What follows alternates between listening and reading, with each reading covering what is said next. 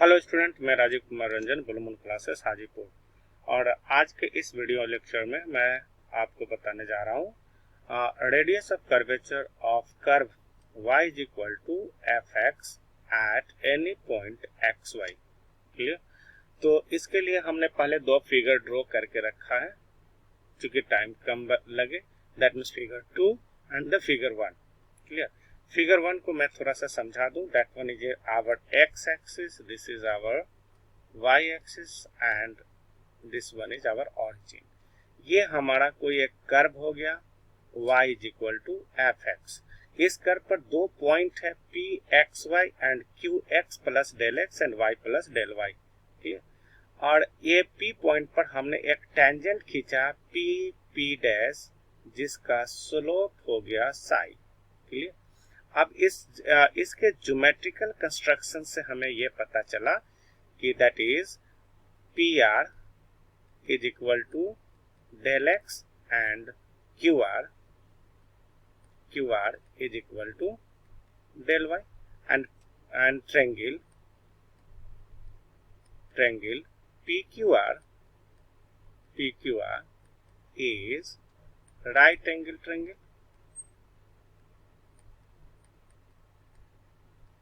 ये हमारा right angle triangle है। अब हमने मान लिया let P Q is equal to del n and curve P Q is equal to del s. ये हमने मान लिया। क्लियर? तो hence in right angle triangle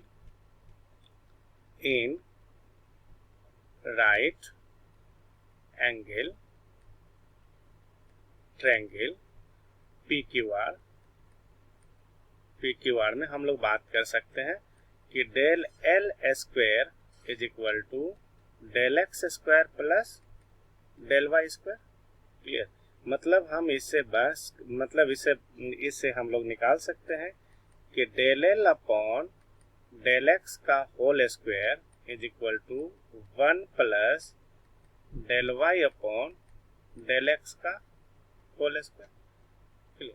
अब यहाँ पर हम लोग एक छोटी सी बात करेंगे कि if point Q just tends to P और डेल एक्स टेंस टू 0, अगर हम डेल एक्स टेंस टू 0 कर देते हैं तो ये हमारा कर्व लेंथ हो जाएगा P Q is equal to P Q के बराबर हो जाएगा। ये लगभग बराबर हो जाएगा। दैट इज डेल एल ये लगभग इक्वल टू डेल एस के बराबर हो जाएगा। समझ में? तो इस स्थिति में हम लोग लिख सकते हैं limit del X tends to 0 del L upon del x का whole square is equal to limit del X tends to 0 del S upon del x का whole square is equal to limit del X tends to 0 1 plus del Y upon del x का whole square. Clear?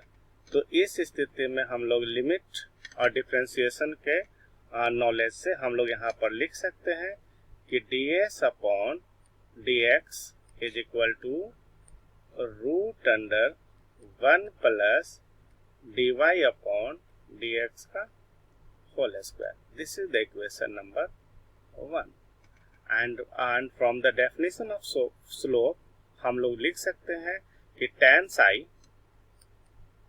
psi is equal to dy upon dx। It is the equation number 2। Clear? और हम लोग use कर सकते हैं equation first is used as to find distance or path length on the curve। Clear? और length of curve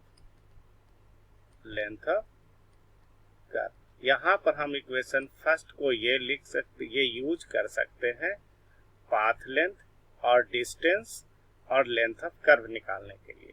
clear. अब हम लोग बात करते हैं from equation second for figure second. तो हम लोग बात करते हैं फ्रॉम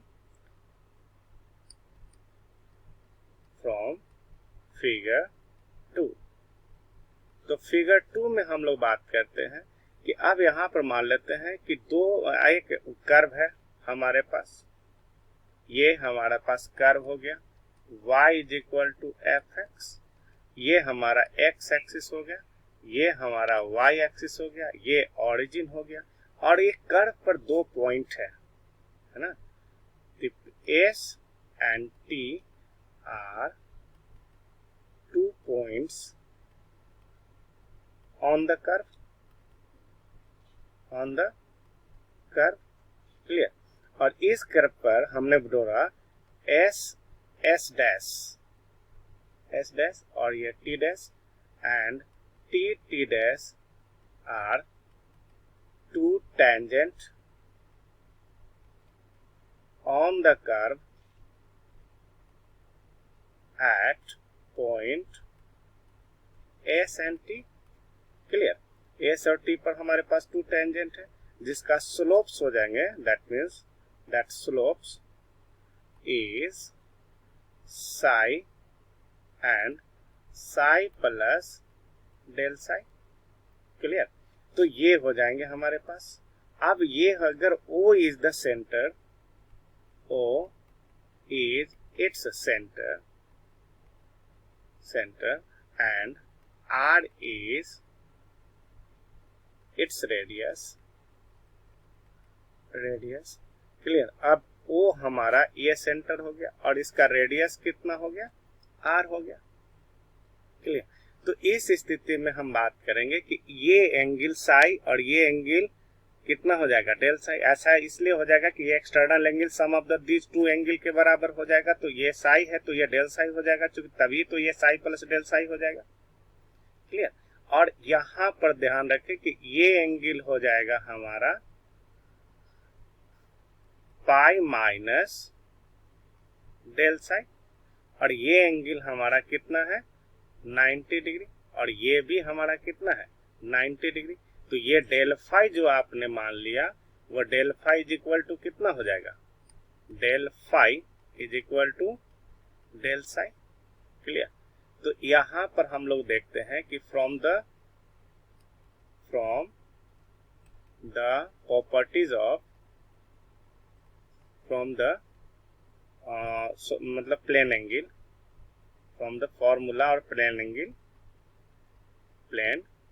एंगल मतलब del phi is equal to del psi is equal to ST curve upon radius, that is हम लोग जानते हैं कि theta is equal to L upon R, clear. तो ये हो जाएगा हमारा, और ST को आपने अभी तुरंत माना है, that one is your del S, clear. तो ST is equal to del S, so del psi is equal to del S upon R, clear. तो यहाँ पर आप लिख सकते हो R is equal to del S upon del psi, clear. तो यहाँ पर हम लोग बात कर लिए कि ये R, this is the equation number 3, चूंकि फर्स्ट और सेकंड आपने पहले मान लिया, दिस 2, क्लियर। अब यहाँ पर बात कर रहे हैं कि पहले भी आपने माना था कि यहाँ पर लिखे, तो फ्रॉम इक्वेशन 3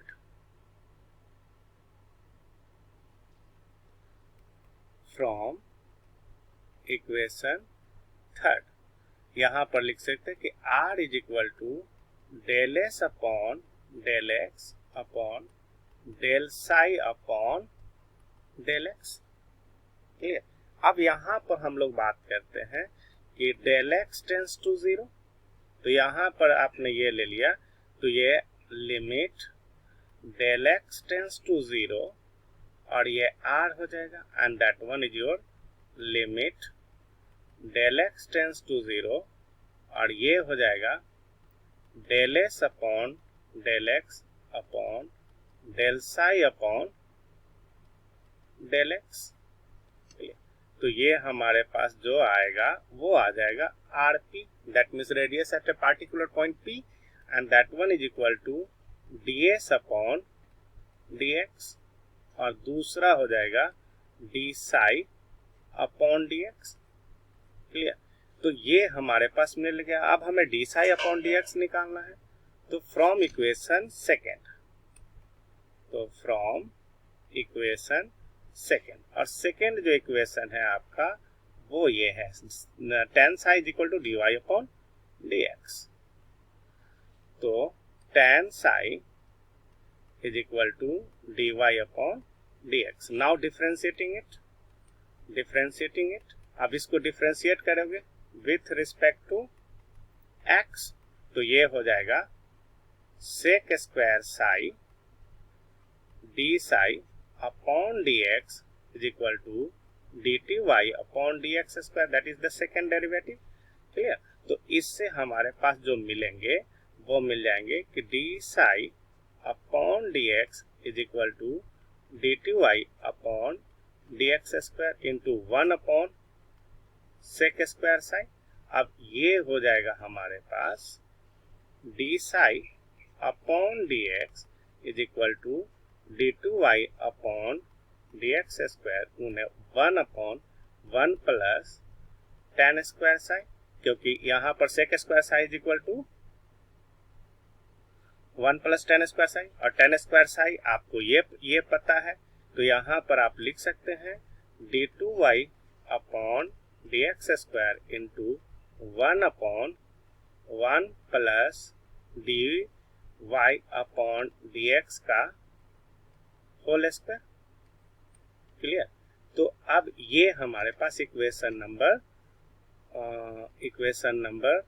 ये थर्ड हो गया, and this is the equation number 4। तो हम लोग यूज कर सकते हैं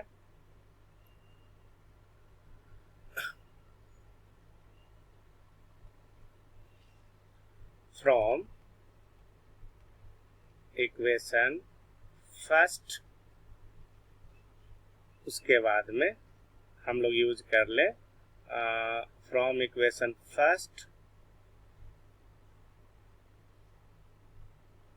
ये हो गया हमारा फर्स्ट, उसके बाद हो गया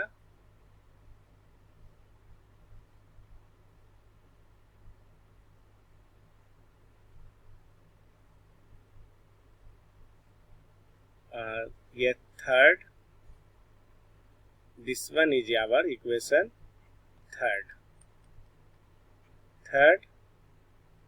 and four, from equation first, third and four।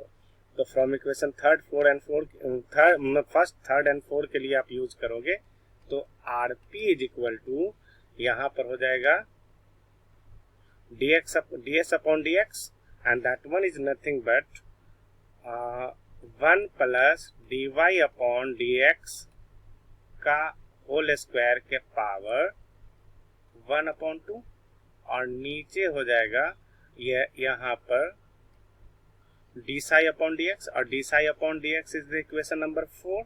तो ये हो जाएगा हमारे पास D two Y upon D X square, and that one is equal to 1 upon 1 plus D Y upon D x का होल स्क्वायर। क्लियर? तो यहाँ से आप यूज कर सकते हो, that is R P is equal to 1 plus D Y upon D x का whole square के power 3 upon 2 upon d two Y upon D x square.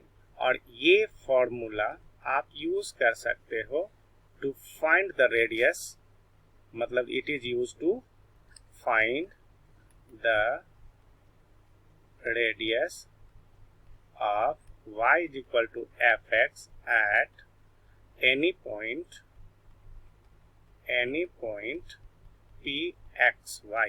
Okay, that's all. Over. Thank you.